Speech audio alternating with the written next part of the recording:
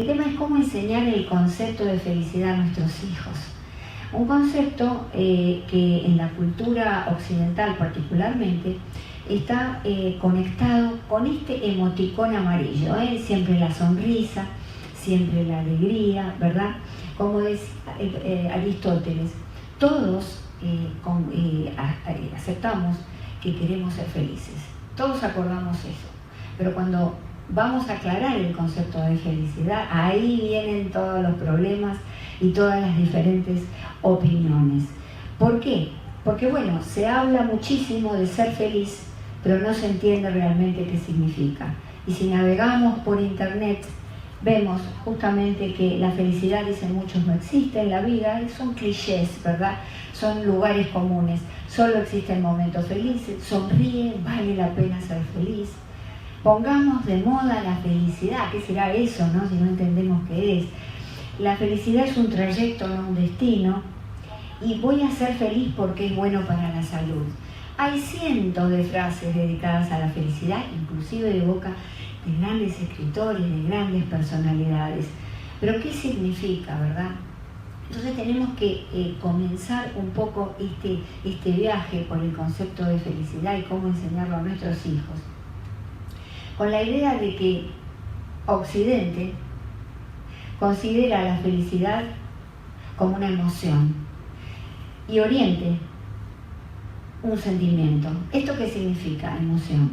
Emoción es un estado anímico pasajero. Me regalan un auto que yo quiero y entonces se desarrollan una serie de químicos en mi cuerpo, hay como una revolución, entonces me sonrojo, lloro de alegría, por ahí tiemblo, es decir, el corazón se me acelera, todo eso es una emoción, pero ustedes saben que la emoción dura justamente de un minuto, de un segundo a unos cuantos minutos nada más, y después se pasa, mientras que el sentimiento es algo duradero, es algo persistente. Ahora vamos a ver lo siguiente, ¿cómo pasamos de la emoción al sentimiento? Este es el tema. Y les advierto, de paso, que todas estas cositas, como digo siempre, son apenas abrebocas, un aperitivo de todo lo que vamos a estudiar en este programa Universidad de la Familia. Van a quedar cabos sueltos, pero no se preocupen porque entonces esos cabos podrán unirse cuando puedan estudiar esta carrera. Y entonces, Occidente, la felicidad es una emoción, Oriente es un sentimiento. ¿Y cómo lo determinamos? ¿Cuál es la diferencia? Bueno, las emociones se generan en lo que se llama el cerebro límbico, que es esta cosita, porque ustedes ven acá dos esquemas del cerebro, a la derecha, este cerebro completo, y aquí el cerebro ya con la zona límbica. ¿Qué es la zona límbica? Es la zona donde se procesan todas las emociones. Justamente cuando nos pasa algo espectacular, algo que estamos, que nos hace vibrar todo el cuerpo, ahí es donde se procesa. Pero a su vez este procesamiento, esta eclosión de hormonas es realmente transitorio. En el sentimiento, ¿qué es lo que sucede y cómo se produce? Este cerebro límbico, una vez que sintió todas estas efluvios de energía, ¿verdad? Y de felicidad porque nos regalaron un auto, lo procesa, lo pasa al neocórtex, que como les dije en una conferencia anterior, es el cerebro que nos hace ser seres humanos. Es decir, el neocórtex es donde de pronto pensamos, planificamos. Todo lo demás, y de acuerdo con la teoría del cerebro trino, está el cerebro reptiliano, el cerebro de las emociones y el cerebro pensante. Nosotros somos los únicos que tenemos este cerebro pensante dentro de la escala animal. Y entonces, cuando esa emoción a mí me produce un pensamiento, cuando yo empiezo a modular y articular, ¿no? Con signos del lenguaje, ahí es un sentimiento. De pronto una alegría o una tristeza, ¿verdad? Se procesan igual en el cerebro límbico, pero tienen que pasar para hacer un sentimiento a los pensamientos. Y entonces yo empiezo a procesar, bueno, qué bien, me han regalado esto, empiezo a tener ideas y frases de cariño acerca de esa persona, empiezo a desarrollar un pensamiento. Esta es una diferencia que le hizo el neurólogo Antonio Dalmacio, un gran neurólogo. Desde la filosofía griega, vamos a ver qué significa la felicidad. Pero ¿por qué desde la filosofía griega ustedes me dirán? Bueno, porque ustedes saben que la cultura occidental abrevó en las aguas de la cultura griega. Los griegos nos enseñaron un modelo que Occidente tomó, no así Oriente, ¿verdad? Y entonces, en la filosofía griega vemos algunos importantes filósofos. Aristóteles y Epicuro, ¿no? Y ahora después les voy a explicar, porque acá está el diagrama de un átomo. Aristóteles y Epicuro coincidían en que la felicidad es el equilibrio de los átomos del cuerpo. ¿Qué quiere decir esto? Usted me dice, no, pero los griegos no tenían nada que ver con el átomo, sí. Ellos fueron los primeros que ya hablaban de que había una unidad indivisible que se llamaba átomo. Y entonces Aristóteles decía que existen placeres en el movimiento y placeres en el reposo. Y vino Epicuro, que era el otro filósofo, y nos dice, los primeros, los placeres en el movimiento, agitan alocadamente los átomos del cuerpo, y los placeres en el reposo favorecen su orden y disposición. Y decía que el estado natural del hombre es la felicidad. ¿Y esto qué significa? Que cuando a mí no me pasa nada excitante, cuando no me regalan un auto, no me saco la lotería, no me dan un ascenso, ¿verdad? No es que mi vida es aburrida y chata, sino que puede ser muy bien feliz. Porque debemos empezar a conectar y enseñarle a nuestros hijos que la felicidad puede ser un estado de tranquilidad también, que no tenga que ver con la excitación. Y vemos desde la etimología algo interesante. La felicidad viene desde el latín y significa fecundo, y significa beneficiado por la fecundidad. Y otra etimología desde el indoeuropeo, felicidad, miren qué interesante, amamantar. De mamar o amamantar. Quiere decir que hay algo muy maternal, hay algo que podríamos decir que el universo de alguna manera es feliz. ¿Por qué? Porque mantiene ese equilibrio de los átomos de su organismo, ¿verdad?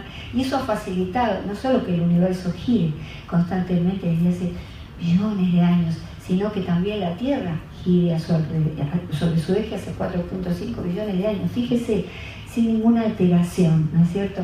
Este es el concepto de felicidad que tenemos que de alguna manera enseñar a nuestros hijos. Entonces, la definición es en Occidente de qué es ser feliz. Pasarla bien con el ser amado, pasarla bien en una fiesta con amigos, degustar una buena comida, beber un buen vino, recibir un premio o ascenso, disfrutar un viaje, ¿verdad?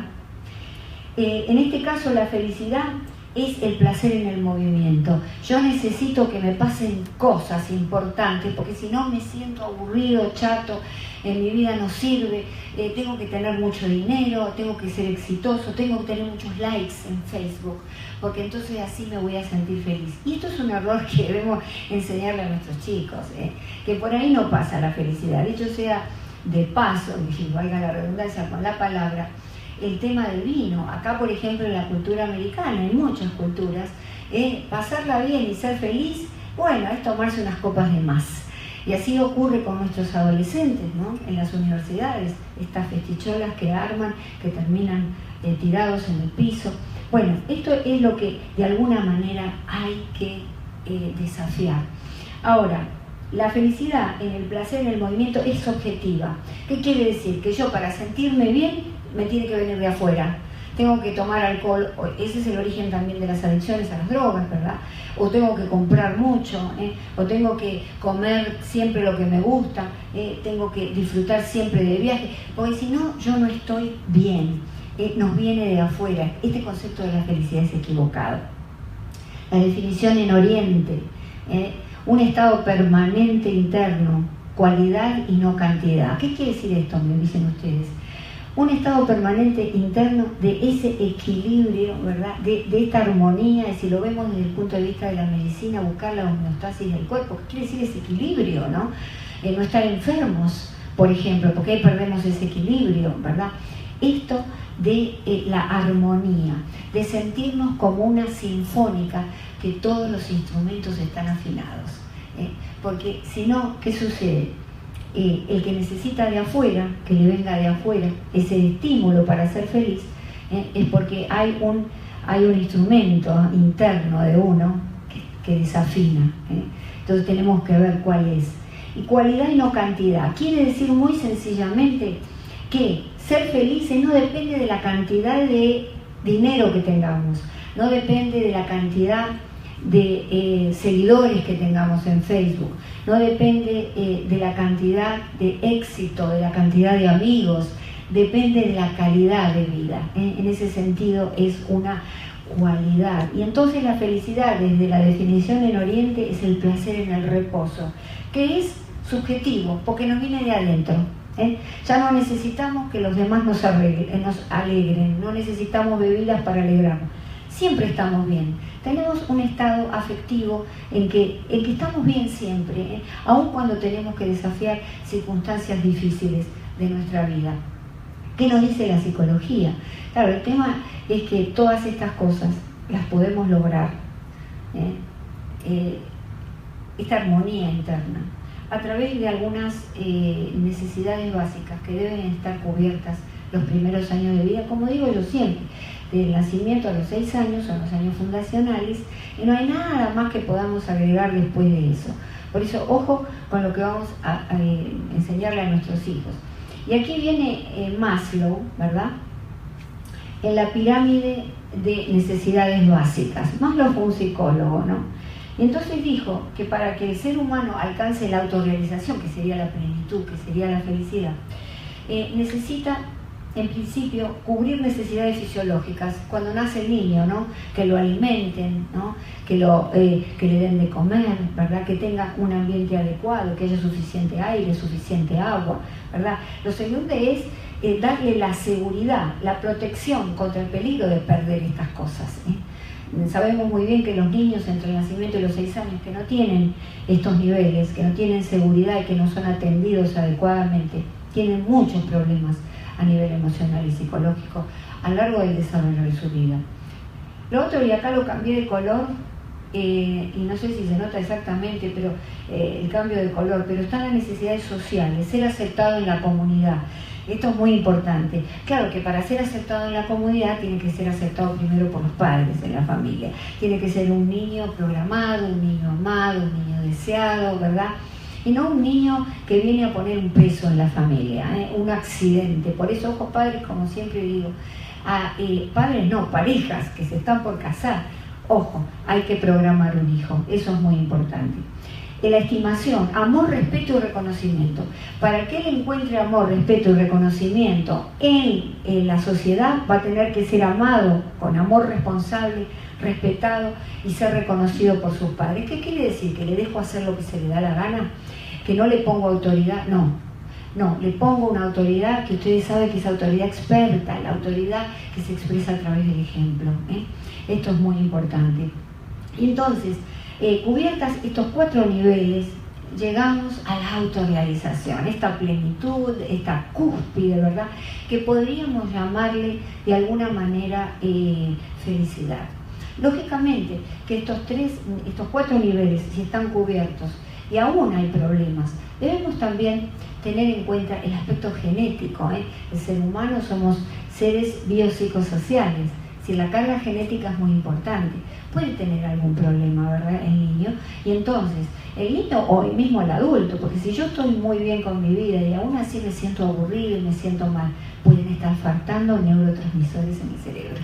Y entonces hay que ir al médico, hay que ir al psicólogo, hacer una consulta, llevar a nuestros niños ante cualquier cambio de conducta. Si son niños que uno sabe que estos 4 niveles están perfectamente cubiertos, ¿verdad? Esto nos lleva justamente a la autoestima. La autoestima es un punto clave de la autorrealización, porque a partir de la autoestima sana, que es autoestima básica, vamos a poder realmente ser felices. ¿Por qué? Porque hay 2 clases de autoestima. Una es la básica y la otra es la circunstancial. La básica es la columna vertebral. Si yo tuve esas 4 necesidades cubiertas, mamá y papá me han querido, me han respetado, pero me han puesto autoridad, me han puesto límites, reglas, vamos a entender que esto es así. Si yo tengo esta autoestima básica, la autoestima circunstancial, de alguna manera no nos va a deteriorar, no nos va a hacer sentir mal. ¿Qué es la autoestima circunstancial? Me saqué una mala nota, saqué una mala nota en el colegio, me rechazaron en el trabajo, me echaron, yo quise entrar en un lugar y me consideran que soy poca cosa para ese trabajo. Entonces, el razonamiento mío va a ser, no importa, no importa, yo voy a seguir adelante, porque yo sé quién soy, yo sé que valgo. Esto es una circunstancia nada más. En cambio, cuando no tenemos, a través de la concreción de las 4 necesidades de que hablábamos, no desarrollamos esta autoestima básica, las circunstancias nos van a tirar abajo. Y entonces nos vamos a sentir muy, pero muy infelices. ¿Qué aprendimos hoy? Diferencia entre emoción y sentimiento. Ojo, no son lo mismo, porque algunas personas estarán diciendo, no, doctora, yo digo que es lo mismo, porque la emoción y el sentimiento son cosas muy distintas. Una es entonces pasajera, rápida, e impacta directo sobre el cuerpo, sobre el organismo, y el otro es un sentimiento, algo duradero que tiene que ver con el pensamiento. La felicidad entonces es un sentimiento de equilibrio interno y por lo tanto es objetivo. Eso le tenemos que enseñar a nuestros hijos a través del ejemplo. Claro, nosotros también tenemos que sentir que esto es así, si no, no vale. Un gran experimento de Bandura, que ya a través de ese experimento él determinó que los niños aprenden por el ejemplo. Lo que hacen los padres hacen los niños. ¿Por qué? Puso en una habitación a niños pequeños, ¿verdad? Antes de los 6 años, niños menores de 6 años, ¿no? Y los puso con un televisor, y en el televisor había un muñeco de esos que son de goma, que van y vienen, que uno les pega y rebotan, y había un adulto que les pegaba a ese muñeco, ¿no? Y de nuevo los pasaron a otra habitación, ¿verdad?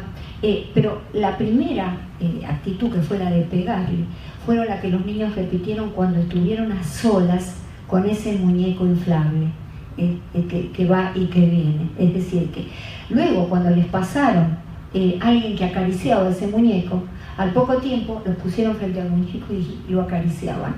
Para decir que qué importante que es el ejemplo que los adultos le estamos dando.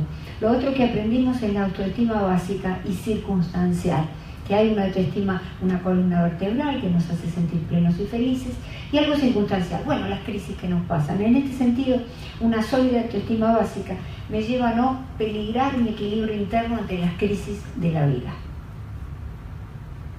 Satisfacción de necesidades básicas hacia el equilibrio interno, la felicidad o la autorrealización. La satisfacción de las necesidades básicas, ¿se acuerdan cuando les hablé que los bebés cuando nacen están dependiendo del cuidado del otro?